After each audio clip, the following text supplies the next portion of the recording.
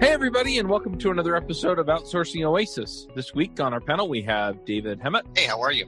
Good to be back. I'm Charles Max Wood from DevChat.tv, and we have a special guest this week, and that is Michael Grange. Michael, do you want to say hello? Hi, great to be here. Thanks very much for inviting me. Thank you absolutely. for coming. Resolve Digital helps build, optimize, and maintain e-commerce, SaaS, and other products built on Ruby on Rails. They can help build new applications from scratch, rescue projects in bad shape, provide ongoing development and maintenance for existing projects, augment your existing team with experienced Rails developers.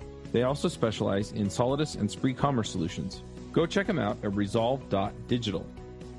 You want to tell us who you are, why you're famous, all that good stuff?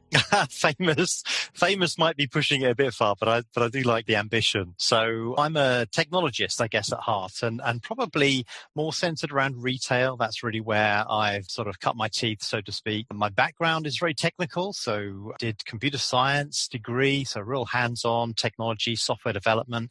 Went through a number of software development roles, particularly with product development, which I think is a little bit different, but we can maybe touch on that as we go through this podcast today. And then worked on both vendor and client side. So I've got to see it on both sides of the coin, both sides of that relationship. And also had the fortune to have worked in very small companies, very small family-owned businesses, and also large, what we call in the UK, FTSE 100 businesses. So these are listed on the London Stock Exchange and are big, right? Big global businesses. And now today I run my own consultancy offering virtual CIO services, but also business optimization services too. So I've sort of taken all that experience, which I've wrapped up in a nutshell there, and I now help small and medium-sized businesses to improve what they do every day. You're currently in the UK, is that right? That's right, but I do work with some clients in the US as well. So I've got a couple of active clients, one in New York, really need to make a trip out to see them, and one in Austin in Texas. Nice. I had a call with some folks in the UK a little earlier today, so I had to do 7 a.m. my time so that it could be midday their time. So that's always fun. The joys of time zones, yeah. Yeah. So, Michael, in one of our previous conversations, you mentioned to me that you had worked with really global teams at some point. Can you tell us a little bit about that? Yeah, sure. So, actually, most of those teams have been based in either Europe or in India, and that's quite common with what I've found throughout my career is, both India and also, I'd say, Eastern Europe have been quite prominent in their development of small teams that can work on products using various technologies. And so those have been really good countries for me to target for development resource. I would say that they do differ a lot in terms of the cultures. So yeah, I mean, that's sort of added quite a lot of interesting discussions to the mix, but nonetheless, they're very dedicated, hardworking groups. Yeah, I think you have an interesting perspective that we might not have had on the show before. Oftentimes the people that we're interviewing have mostly experience either in their own startups that they founded or in smaller consultancies. And I think that you bring the bigger picture from some of the large organizations. So maybe we can talk about that a little bit. Of course. Yeah, absolutely. I mean, just to put that into perspective. So the teams that I would have worked with, I guess at my peak, so the largest teams would have been looking at sort of 100, 150 people based in India. So all of those would have been sort of indirectly reporting into me in the UK, and they would have been working on development, so product development. Some of that was proprietary stuff too. So, I mean, when I say proprietary, I mean from the first line of code being laid. I mean, it was, built from the ground up all the way through the cycle through to providing support and 24/7 support at that as well. Yeah, that's interesting. So let me ask a couple of questions around that. I'd like to gain a better understanding of why a larger company would build a team, outside of wherever their HQ is. And so the obvious reason sounds like cost. Was this team a separate company from you guys? Were you outsourcing the work, or was it, your company opening an office there? Actually, we had both. So within that 150, I had, I guess, probably just below 100 were part of the company. So they worked on a campus that was dedicated to our business.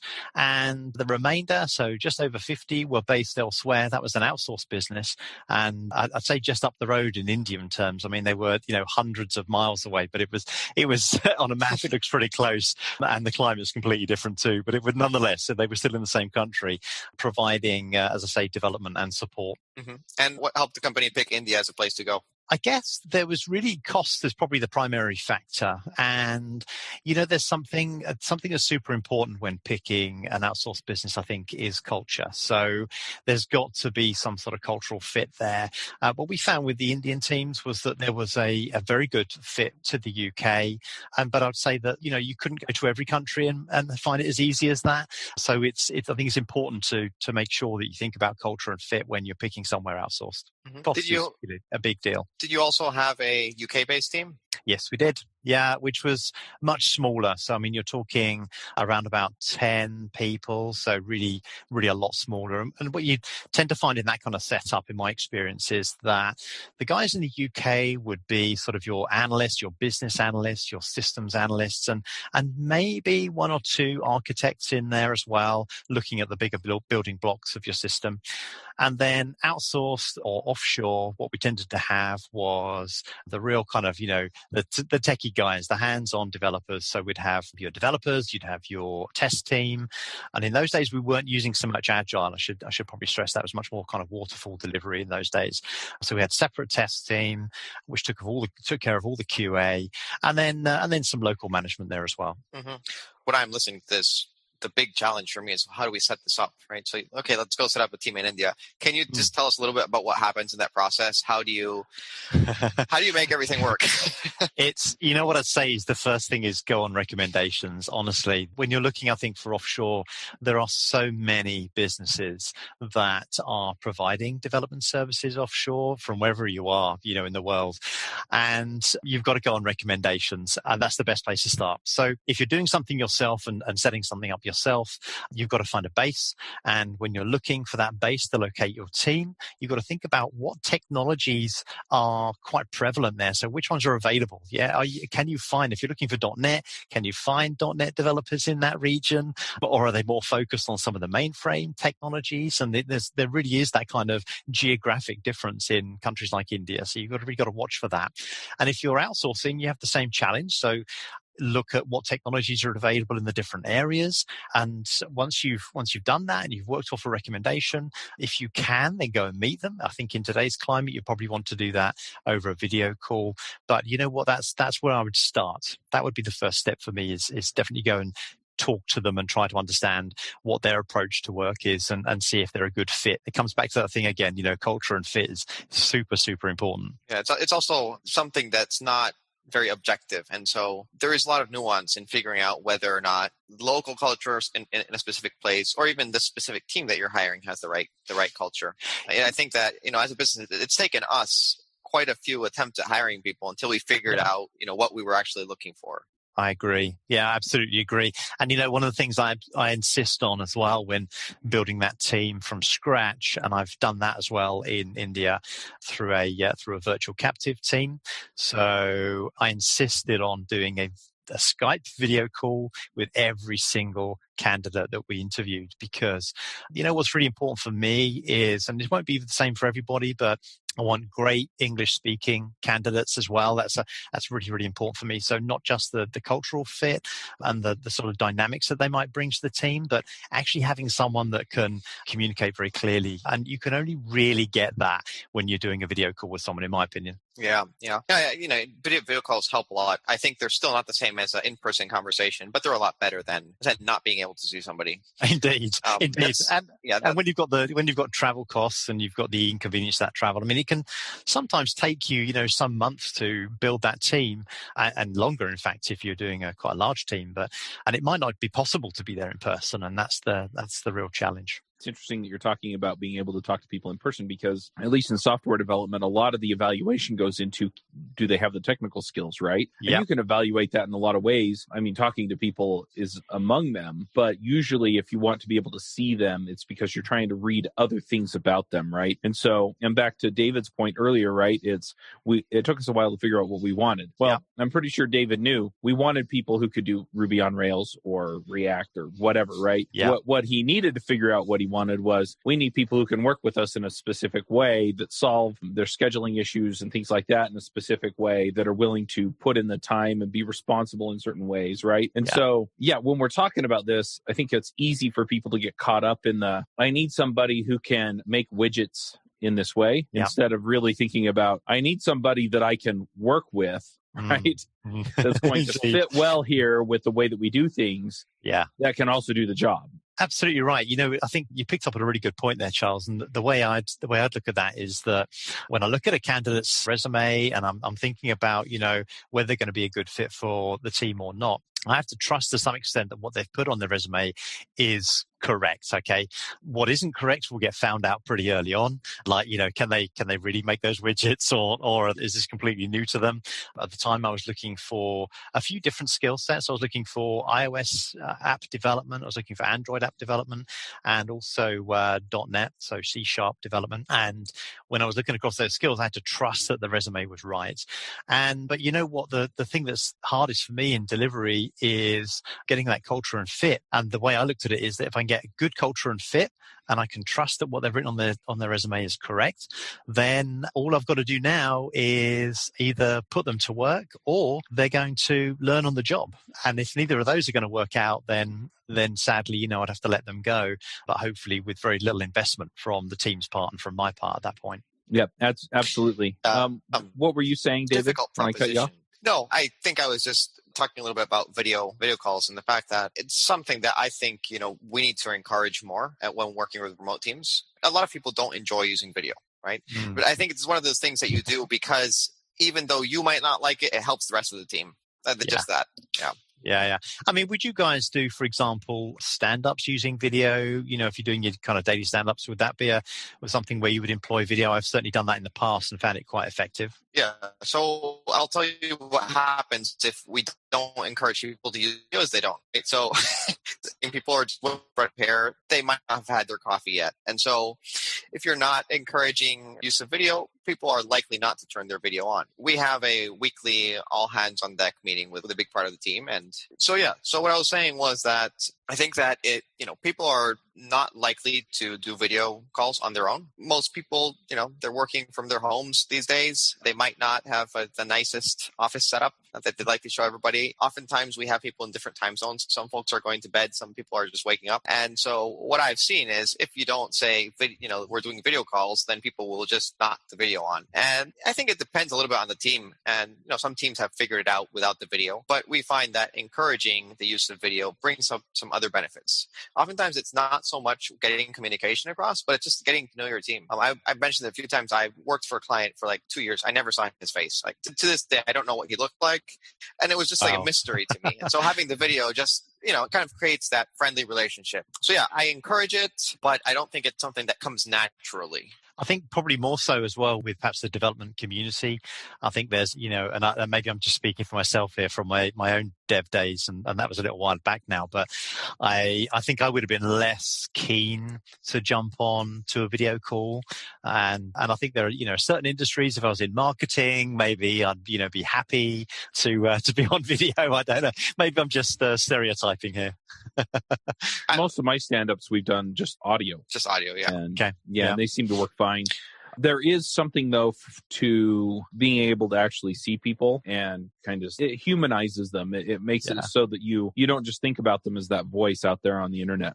Yeah. I think a lot of the issues we see on like social media and stuff, it's because it's even more impersonal because it's just text on a screen. Yeah. And you don't really think about the fact that there's another human on the other side of it. And so, I can definitely see the trade-off there. But for me, at least, audio's been fine. Yeah, that's fair enough. All I was saying was, I think that another element is when you read text, you kind of read it in whatever tone of voice you want to. So Michael writes something and I can read it as Michael being angry, Michael being happy, Michael being anything, right? And, voice adds another layer to that, but then video adds an extra layer of information, right? So I can be saying something very serious, but not looking terribly upset about it. And that can give the other person some information as to what's actually going on.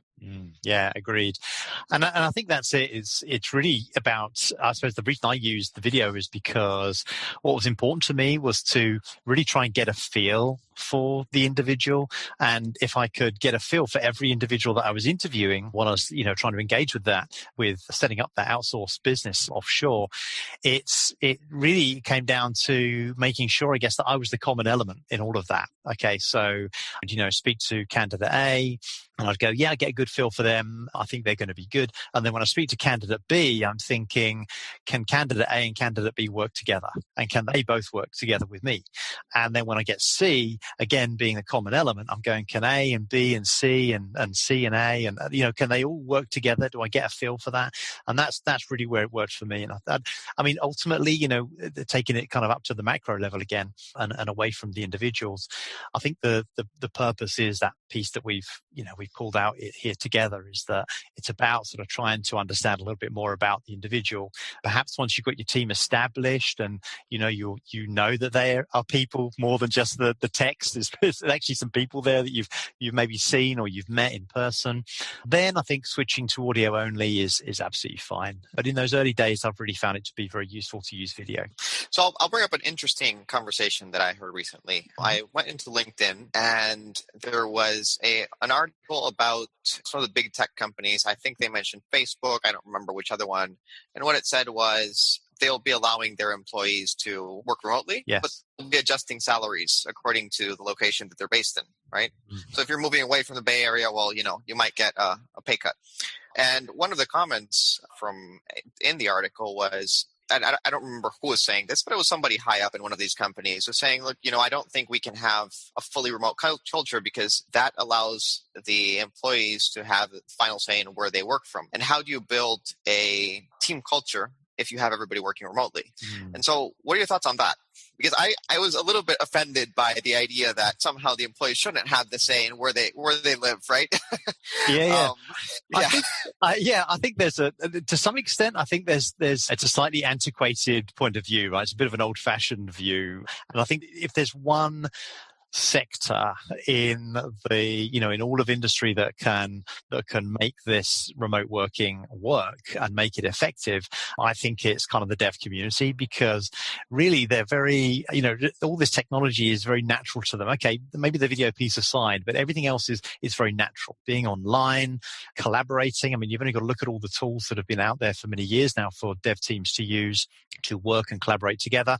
And then beyond the dev team, going into kind of product owners, et cetera, et cetera. I mean, the whole business could almost collaborate on these systems now. And so I think if there's one sector that can do it, I think it's the dev sector. Now, in terms of, you can't build the culture or you can't build the team spirit, if everyone's working remotely.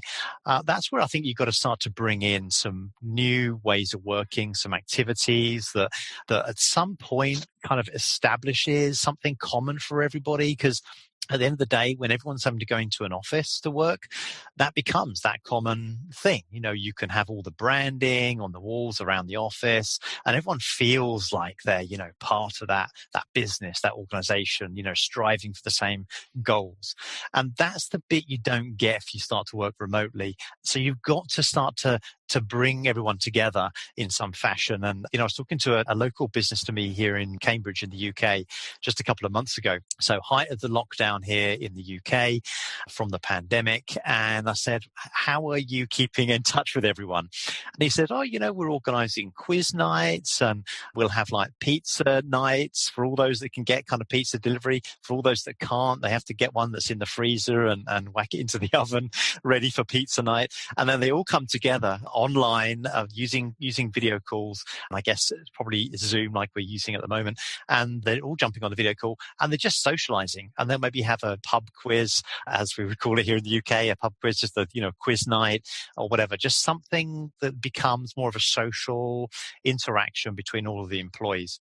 Now, won't work for everyone, but just one approach. It's interesting because you bring that up, and what it really boils down to is, and just take anything else with COVID-19. I mean, the most pressing example for me is church, right? I'm religious. I go to church every week. Well, I did until COVID-19, right? And yeah, a lot of people were going, well, how is it going to be church if we're not, there together every week? And so what happened? Well, we figured out other ways to connect that made that difference, right? Precisely. And so, I mean, that's really what it boils down to. So what they mean when they say, how do we build a culture, is how do we build a culture like the one we've built in person? Yeah. And that's an entirely different argument than how do we build a culture. But the flip side is that, if you start out that way or you commit to moving that way, then you'll figure out the things. Okay, this part of our current culture doesn't work unless you're in person. But, it adds these benefits. So what can we replace it with that does work? Or, maybe we just need to build a different kind of culture. The other conversation that came out of that, though, that was really interesting with Facebook essentially cutting salaries based on cost of living, was that a bunch of people pointed out that eventually Facebook's going to figure out that it's then cheaper to hire people that have a lower cost of living, and therefore they're going to hire fewer and fewer people that live in the Bay Area. And, so that changes the culture too, because generally, at least in that part of the country, you have a lot of people with the same ideological values and things like that, living in the VC culture over in San Francisco, that you're not going to have that anymore across all of your people. And so what does that mean? So it changes the culture there too. Absolutely right, Charles. And that's kind of it's the same thing, but different attributes of what I was saying about technology being centered in certain geographies. So as you say, you end up getting different attributes of those people, those individuals that are part of the team. They might be more hungry. They might be more entrepreneurial. They might be, just into certain things that others aren't. And just because of that, you end up getting a very different mix, a very different dynamic in your team. So this is a very interesting subject for me. We have a small company, and a lot of our clients are small companies, and we can't afford to have a local team, not only because it's expensive, but because just where we've had headquarters, we don't have access to all the people that we need. Right now, we have a team that's across like 10 countries, where the people that know the things that we need to know live, right? And we had an office here in Dominican Republic, where I'm now, with about 20 people. And during the pandemic, we're like, all right, let's send everybody home. Good luck. Take your laptop, take your desk, your chair, and have to go. And so we had to, but we had a hybrid team. And so we had to learn how to make these folks that hadn't worked remotely figure it out. And we learned quite a few things. I actually did a webinar. I've done it twice, but I did it last week. And it's about how to successfully transition from an on-site to a remote team. You can actually find it if you Google bluecoding.com and a space and then webinar. It's like the third one. And the webinar is there, and we have a couple of resources. But what we've identified are three things that needed to happen, right? So you needed to have, one was what I called infrastructure. And so infrastructure is just making sure that you have all the elements that you'd have in the office, you have them at home, right? So do you have a space where nobody is bothering you? Do you have a desk that's comfortable? Do you have a chair that's comfortable? Do you have a proper AC? Do you have the computer that you need and the sound equipment that you need and a proper internet connection? Like, those are the basics. If you don't have those, you're not going to get much done. And that's one of the things that an office provides that people don't have at home by default, right? So you have to help them figure that out. The next element was culture, right? And so the way I put it was, let's make sure that there is support for people working remotely, right? Does the management of the team understand how this will affect performance? And is there a system in place to be able to measure that performance and give these people support? Do the team members understand how a remote team will work and how to help each other? And then also family members. So that was an interesting addition, because, you usually don't think of family as part of the workplace. But in this case, if the family member doesn't help out, the employee won't get much done. Indeed. And then the final element was know-how. So just, what are the tools? What are the things that I can do? What are the best practices that we can follow that will make our remote experience work? And some of the things that we've been doing, you mentioned earlier, right? So for example, we have a WhatsApp chat group that's not a work group. Everybody's there, but it's, jokes, news, whatever you want. And then we've added some other social elements, because I think we lost the social part of it, right? So we have a movie night every couple of weeks. Anybody who wants can join on Netflix. It's a Netflix party extension, and just watch a movie together and chat. So we're having movie night every couple of weeks. Everybody can join on Netflix. There's an extension for that. It's called Netflix Party, and just, watch the movie and chat together. And then we also do something that we call donut calls. And basically you get paired with a random person every week, and you just have a conversation about something that's not work while you share a donut or coffee. So these are just elements that we've introduced that were trying to replace the social aspect we had lost. And it's not the same, but it's not bad either. And I think that's what it comes to Charles' point. Yes, the culture is not exactly the same, but it doesn't matter if it's the same. What matters is that it works, right? Does our team feel like they're part of the same team? Do they know each other? Do they care about each other? And so on. I think you're spot on. I think that's it. And, all those things that you've put in place, all those activities are there to bring people together. So yeah, all that socializing would naturally happen in an office environment. You don't have to force that very often anyway. It just happens. And I think with teams that are geographically spread, there's no doubt there's got to be something that's going to help to just bring that social element into their work at some point, whether that's in the evening or during the workday. I guess that very much depends on the business itself and how willing they are to have those activities during the workday. But at the end of the day, you've got to bring people together. That's when people gel. That's when they work out all their differences. And, because there will be some diversity across the team. And and at that point, then once you've worked that out, you then start to have a very well-oiled machine that can turn out great, efficient development code. If you don't do that stuff, it's always going to be a struggle. There's always going to be miscommunication. People are always going to be pointing the finger of blame when things go wrong. And that is the stuff that we've got to overcome in this new way of working. Yeah, I'm just thinking that in the past, remote teams or hybrid teams have existed for a long time. And, in the past, the solution to this was, we have a yearly retreat. We'll just get everybody together and they'll hang out for 2 weeks and then they'll go back to work. But COVID has put a stop to that, unfortunately. My team's not very happy either. They were looking forward to a beach retreat at some point. But, we'll see. I would say, and certainly I would have as well. I mean, all the teams that I've worked with remotely, so those based in India, those based in Eastern Europe, I've always made a trip out to them, usually 2, 3, 4 times a year. So I'd go out there in person. I'd socialize with the team in the evenings. I'd sit with the teams during the day. And the point of that really was I found there were a few things there. One was to give some sort of high level perspective on what we're all aiming for. So just to really align them to the bigger goals that we're trying to achieve, which is the stuff that they don't always get to hear day to day in that environment. And the second thing really was to answer their questions and give them the opportunity to grill me on things. And very often it would be around, particular product, where a product's heading, how that's been received by the customers, what sort of features I think might be coming in next that we'd want to prioritize. So there'd be lots of questions about that. And I guess the third thing really is from that social aspect is the thing we've been talking about all along. It's just really helping to have an opportunity to get to know everybody, the people behind the emails, the people behind the video calls or the text chat, really try to get to know them. Do they have family? Do they have partners? Do they have children? And really just try to understand, because I can tell you when you're talking to some of those teams in countries like India, very often they could be traveling, an hour and a half, 2 hours to get to work, each way. So they have maybe a 4-hour commute every day. And you wouldn't necessarily understand that. So when you're returning back to your home country and you're saying to them, can we have an early call?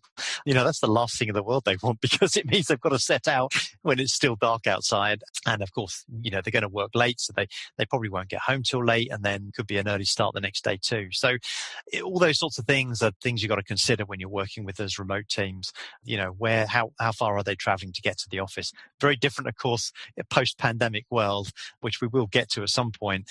If those teams are working from home anyway, then actually one of the benefits is you're cutting out that commute, right? Yeah, that's pretty interesting. One other thing that Go ahead, Charles. That I've seen out of this pandemic setup and companies going remote is, I think it was Twitter and Square. Don't quote me on that, but I'm pretty sure it was those two companies in San Francisco also, did a work from home mandate just for the duration of the pandemic. And then they noticed that they had a major upsurge in productivity. And so they basically said, we're making this permanent. And so I'm wondering too on the impact of that. I think the post-pandemic world is going to look fairly different, not just from the standpoint of, am I checking my temperature or whatever before I go to the office, but a lot more people even going to the office. Yeah, I think that's it. I think it's difficult to know. I guess the cost of office space, I don't know what it's like in the US, but I should imagine in the Bay Area, it gets pretty expensive. It's the same kind of thing, here in Cambridge, in London, and some of the other big cities like Manchester in the UK, where they are starting to, have anyway, before 2020, had built up quite a good technology presence for different businesses there. And I know it's expensive. So what's going to happen, I think, in my mind, is that you'll see the big businesses certainly setting up some sort of small presence in cities, in major cities around the world, but it won't be anything like the kind of size that we've seen in the past. I think this is going to present too good an opportunity for those businesses to cut their overheads. And, you don't want to cut back on the people, but you can cut back on the facilities to some extent. So I do see that coming. So I think that one of the things that's always bothered me a little bit about venture-funded businesses is I feel they waste a lot of money. And this is coming from, bootstrapping for the past 7-8 years, where every dollar counts, right? And so when I'm thinking about where I hire, I'm like, where can I get the right people and afford them, right? And be able to hire 5 of those right people as opposed to just one. And one of I think the Bay Area in particular is crazy in terms of salaries, right? And we were having a conversation the other day about that. And I said, well, the reason that, and somebody said, well, it's the cost of living. It's just very high. $150,000 in the Bay Area doesn't get you all that far. And I said, yeah, sure. That's because everybody makes $150,000 in the Bay Area doing tech stuff. Well, everybody that's in tech at any rate, right? And so it's a problem that compounds on itself. Pay everybody a lot of money. Everything, prices of everything goes up. Prices of property go up. Rent goes up. Still have to pay people more money. And just distributing the workforce will make it cheaper for companies to operate. And so I see it as a win in a way. There is an aspect to larger metropolitan cities with certain startup environments where people feel like we have all these smart people together and they share a common culture and it's easy to find the right talent here. But then again, there is a very heavy cost associated to that, both for the company and for the employees. Yeah, completely agree. And what came to my mind as you were talking just then was, what's going to happen to incubators? So those businesses, those office spaces where you get those real startup businesses, it's a safe place for them to work. They're in an environment with lots of other startup businesses. So you've got lots of like-minded people in that environment. You'll have on-site mentors and coaches. You'll have on-site expertise around, all elements of your business, not just how to run a business, but deep stuff too, like accounting, marketing, et cetera, et cetera. So that creates that kind of community for helping those businesses to grow and develop, right? So what's going to happen there? I mean, is the virtual incubator really going to work? I don't think everything that we've talked about today says that really that's going to work, because it's going to be hard to foster that community spirit. Well, I think that it's not like we're going to permanently be locked up, right? I hope not. but I think that this pandemic has started a transition that would have taken a lot longer, right? Mm-hmm. And I'm thinking about businesses that had suddenly said, all right, we're going to do remote because we don't have no choice. And suddenly it wasn't that terrible. Right. And it seems to be working. And so then they go back and say, well, maybe we don't need all these folks in San Francisco. Maybe we can have a team elsewhere. And I think that in terms of incubators, they don't have to disappear in any way. They just get distributed. Mm-hmm. If the whole idea of Silicon Valley is, well, we have everybody's here together. And so all of the incubators can be here and all the startups can be here and everything. Mm-hmm. But there's no reason why those just couldn't be distributed across other cities, I guess. Mm-hmm. Yeah, I mean, there certainly are ways of doing it, and I'm affiliated to the Cambridge University Judge Business School as one of their business mentors. So I see a lot of businesses coming through there, lots of startup and scale-up businesses, and it's the team that organises all the events. I can tell you through the lockdown, they've done all of that virtually, and I must admit, it's actually really worked rather well. So I've been quite impressed with the effort they've put into it and some of the ingenuity and creativity. So I think you're probably right. It's, I asked the question to be kind of devil's advocate, but I suspect that the reality is that it's, as you say, it's accelerated something that was coming anyway. And I think there's enough creativity out there to introduce the, what did you call it? Donut night? The donut call. Yeah. Donut call. Sorry. Yeah. I mean, I've never heard of one of those before, but it sounds great. And I love donuts. So I'm definitely going to start that one. So I think there's enough creativity out there to engender the sort of culture and spirit, team spirit that we need to, even though teams are going to be remote. There's a Slack extension. I think it's called Donut Call. That's the exact name it has. And what it does is everybody joins the channel and then it just pairs you up every week and says, here, this is your donut partner for this week. Cool. I'm going to take a look at that after the call. Yeah. So I think we're going to run out of time sometime soon, but I wanted to ask you a little bit about, your current business. Mm-hmm. And that sounds like another type of software outsourcing or technology outsourcing. Can you just tell us a little bit about it? Yeah, it's very much a technology rather than software. So I'm specifically not trying to do software development myself, and I'm not offering those as services. And what I do there instead is partner with businesses like Blue Coding to be able to offer that to my clients. So if there was a need for that, I would partner with you guys and channel that through to you. But from my side, it's really about looking at technology at the kind of strategic level. So I feel like I've sort of not only earned a place, I guess, at the table in terms of my experience and the skills that I've developed through my career, but also I find it very interesting. If I'm very blunt about it, I find the strategic part of technology development, technology roadmap, very interesting. And so that's where I've positioned my business. Specifically, I've been positioning it as a virtual business over the past 6 or 7 months for obvious reasons, but I do value very much that kind of face-to-face, and I think that as we start to ease the lockdown here in the UK and elsewhere, I can see there'll be a lot more face-to-face coming my way. So I focus around IT, I focus around IT strategy, but on the side of that, I've got some associates that work with me very closely that focus on business process optimization. So I'm a Lean Six Sigma green belt myself and a real advocate of lean startup and agile practices. But I also have a couple of colleagues that I work with, business partners, who are real expert in things like Lean Six Sigma. So we're talking kind of black belt level, which actually is the term they use. I don't know if you're familiar with that, but they're quite cool to adopt that early on. So these are very experienced process guys, and they really help small and medium-sized businesses look at their existing processes, their existing ways of working, and together with me on the technology side, we're able to really tackle those three elements of any good project delivery or any good business delivery. So people, process, and technology all in one go. And that's, I guess, the sweet spot that I target my business at. Very cool. Awesome. So one other thing I just want to push on real quick is we've talked a lot about working remotely and remote culture and things like that. And David's kind of inferred that, this is a continuum that we're on and this is accelerated things. You think it's accelerated things to the point where hiring outsource companies or contracting is going to become more popular solution as opposed to hiring full-time people now that we're more remote because it gives you more options? Or do you think that that's something that's less likely to change? I personally think it absolutely will change. I think it absolutely will change. And I think that businesses will be looking for outsourcing arrangements. I think that it helps in many ways. First of all, everyone's got used to this virtual way of working. So that barrier that was there before now isn't really there. And I think so that gives lots of scope for business because they can look for cheaper alternatives to hiring in the same geography as they are, which means they don't have to be, centered in an expensive location. Those developers could be outsourced elsewhere in another country even.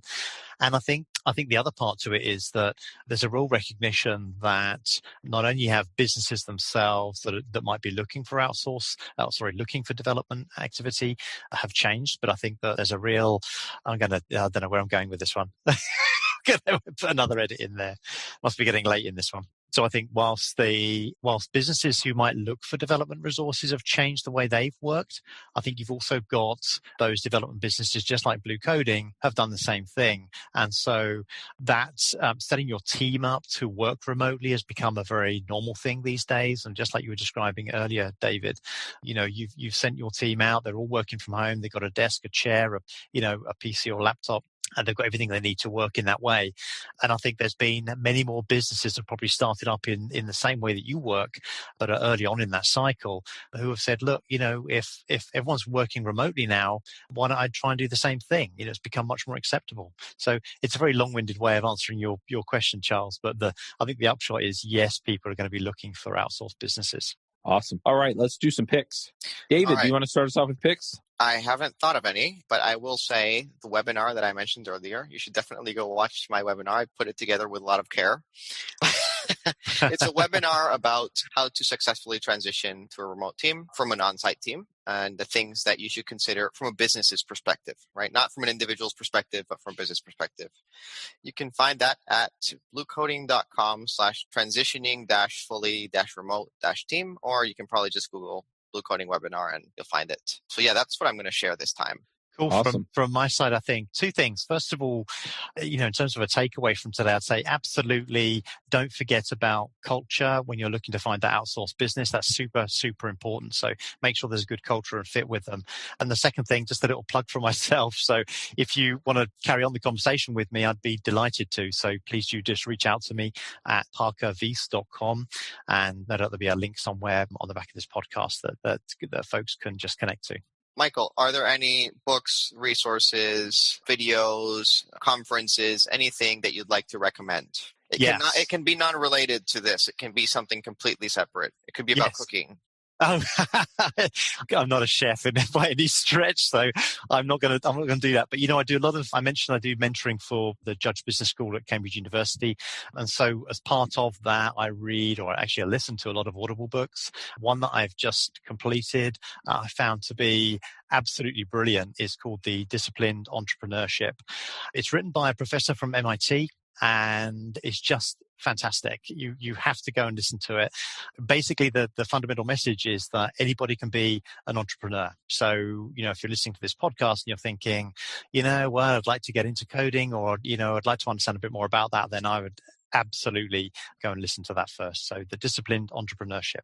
Very good. Charles, what do you have? Awesome. I've got a couple of things. One of the first things that I'm going to shout out about is I've been re-listening to a book series on Audible called The Wheel of Time. And I've really, really enjoyed those books over the years. So I'm going to shout out about that. And then I'm also putting together a podcast playbook, and you can find that at podcastplaybook.co. I'm actually putting together a podcast growth summit in November. And so if anyone's interested in that, you can go check that out at podcastgrowthsummit.co.